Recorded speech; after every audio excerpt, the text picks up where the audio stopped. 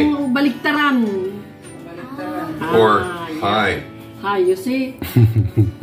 You see? Days ngayon.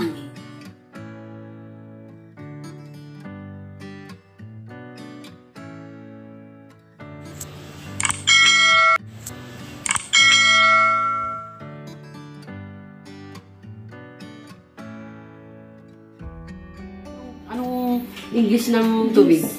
Hindi, anong English ng tubig? Water. Oh, ba't mo sinabing drink? Si Daniel, alam niya yung tubig, water. Anong drink? Sinasabi natin kay Daniel na drink ka ng water. Anong ito? Uminom. Oh, yan. Ba't mo sabihin ng water ang drink? Madi, wag kasi puro tawa. Diba sabi ko seryoso? Drink. Drink. O, iinom yan. Ito, ano to? Notes. Yung bisa tumawa ka, ilagay mo lang sa isip. Notes. Ayan guys, tinututor ni Lola Jean si Madi. Dalawa. Kung minsan, may Sa isip mo, Madi, dalawa ang sabi, ibig sabihin hindi ka nito. puro tawa. Notes. Alam mo yung music? Yung music, yung nagkaganon na maganon. Yun ang notes. Pero ang isa, ang ibig sabihin ng notes, notebook na marami, notes. Pero ang isa, kasi maraming ibig sabihin ng isang word. Notes, yung notes ng music, o kaya notes ng notebook. Kasi marami yan, plural.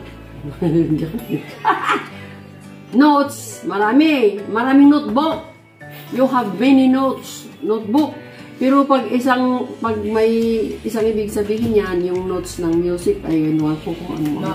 Ba't nila sinabi sa Do you have inyo? the instructions at this Ba't point? nila sinabi yan sa inyo? Notes, On tignan the natin. remote, there's no... Ba't, ayan, note. Ayan, notes. Yung sa music, nota. Note, pabala. Noted, kilala, sikat. Notify. Eh, walang ibang note dito. Note, pang paunawa. Wala na iba. Wala na iba. Yan lang. Noted, kilala, sikat. Okay, yan ang ibig sabihin niya. Noted, kilala. Tinatandaan, noted. Yan. Note. Kasi kung sa ako, iba ang ibig sabihin ko na. Okay? Saan na yan? Saan na isa? Next.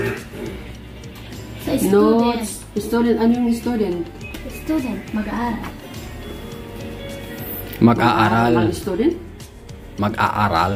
Mag-aaral. Mag-aaral? Mag-aaral. Alam mo yung mag-aaral? Mama, mag-aaral. Mag-aaral. Estudyante yun.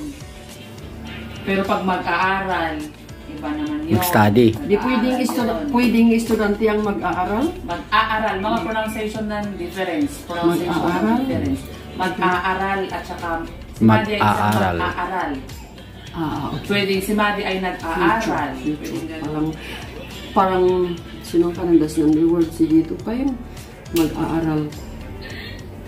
Kung kalakas lalamid na ay noun garuda. Yun. Ayan, low. Ano yun? Just how do you turn the carrying on? Low! Grade 3, alam nila. Grade 1, alam nila ang no. Low. Ha, anong matas? High. High. Anong low? Ay, pababa. Hindi pa baba. Mababa. Hindi pa baba. Iba ang pababa sa mababa. Ay, mababa. Oh. Kasi Yan, guys. ang mga word. Lola Jean yung tutor. Ay, nako.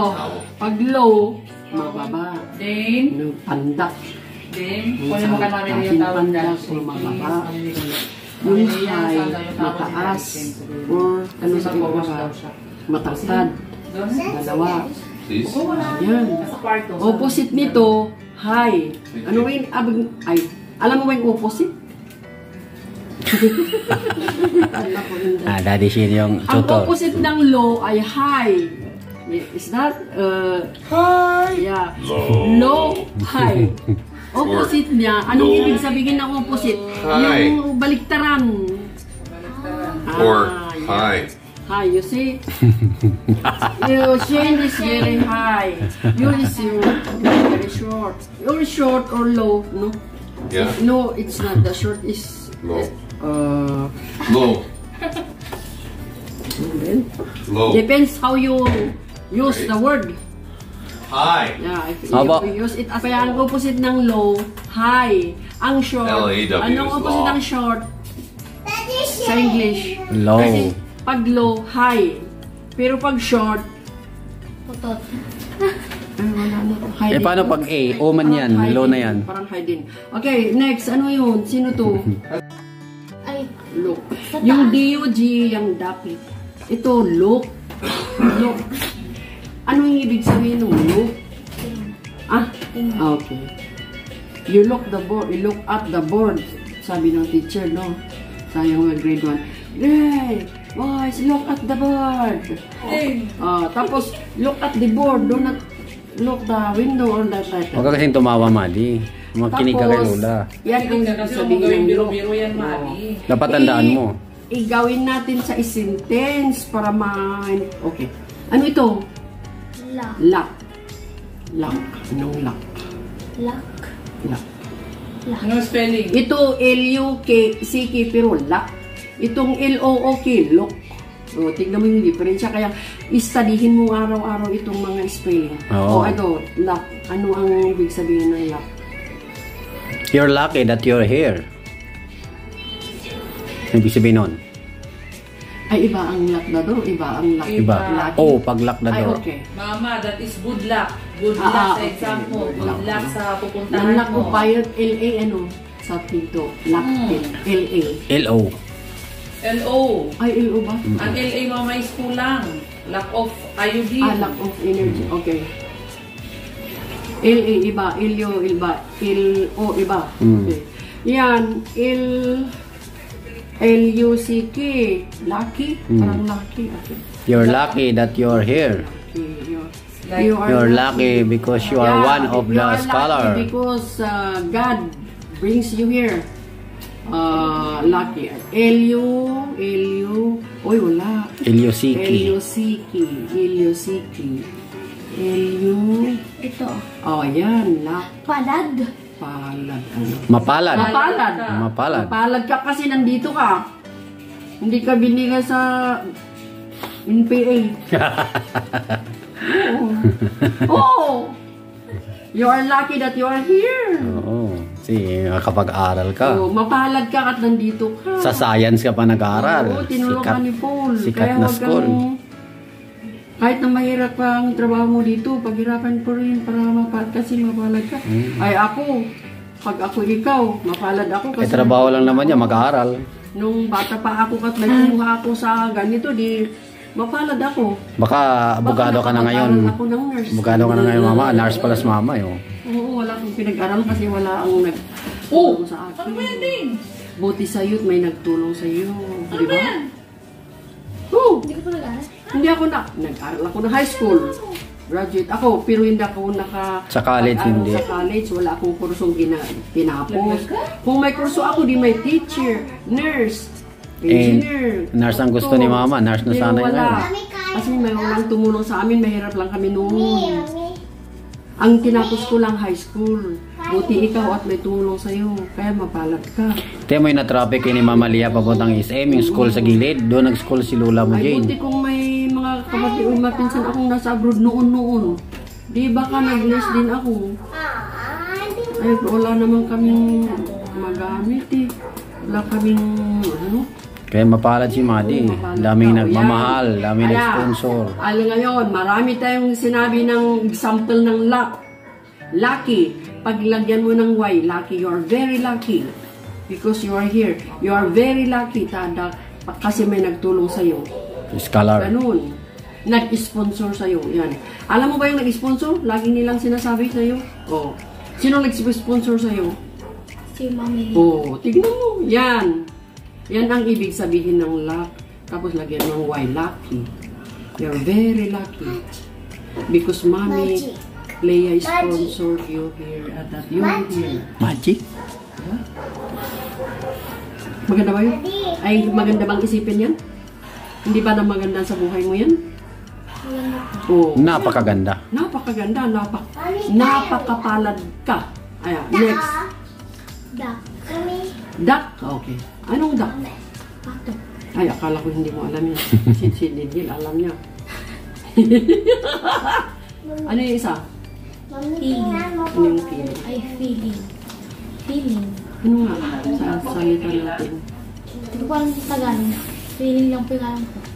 Yung feeling. Sa inyo. Sa inyo na lang. At isasabihin ni Peter Dante. Sa inyo. Ano po Tagalog yun? Bisaya. Hindi. Sa iyo, hindi sa Bisaya nga. Langwahe nyo anong feeling sa inyo para siya ang magsabi sa akin na gano'n na alam mo ang feeling. Sentence nyo na lang, gawin mong example. Ano yung feeling? Maddie is not feeling well, so she did not go to school yesterday. Mm-hmm. Mom, I'm not feeling well, so I'm feeling well. I have a headache. Ano sa Bisaya, Madi? Hindi ko po yun alam. Ibig sabihin, hindi mo maintindihan anong Hindi mo ba feeling? naintindihan sinabi ko? I'm not feeling well. Di ba, Naintindihan yung di ba, sentence, mama. di ba may boyfriend ka na? Oh, ano yung feeling mo dun sa boyfriend mo? Feeling lang po yung alam ko. Ano ibig sabihin nga ng feeling? Headache, hindi mo alam ang meaning ng headache.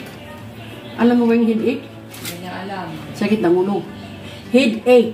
Ache is Sakit. sakit. Ng ulo, headache. Ano yung head? Ulo. Ano yung feeling headache? Sakit ng ulo. Ano yung spelling ng ache? Feeling sa ulo. Oo. Ang pakiramdam ko, masakit ang ulo ko, kaya hindi I'm ako not pumasok. feeling well. Ibig sabihin, Ay, hindi ano yun? ako... Hindi maganda pakiramdam. Hindi mas maganda ang pakiramdam mo. Well. Ibig sabihin ng well. Anong spelling ng well? Pag sinabi kong well, anong spelling? W-E-L-L. Pag sinabing well, I'm not feeling well. Ang well kasi is maganda. Mabuti. Pero ang mabuti or mabuti, ganyan. Pero not well. I'm not feeling well. Ibig sabihin, hindi maganda ang pakiramdam ko kasi may not na nakalagay. Pero pag sinabing I'm feeling well, I'm Maganda ang feeling pakiramdam. better, ganon. Pero pag may not feeling well, hindi maganda pakiramdam ko. Nung isang araw, Daniel is not feeling well because he is having a cough. Anong cough? Hindi, ito na. Alam mo na? Ang feeling? Ano yun? Pakiramdam. Pakiramdam. My feeling is happy because You are feeling well now. Kasi hindi ka masakit. Kaya maganda ang pakiramdam mo. Feeling well. Okay.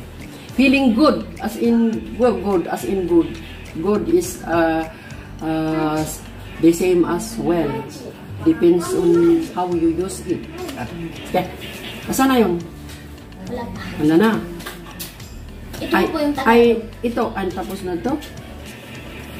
Ano yun?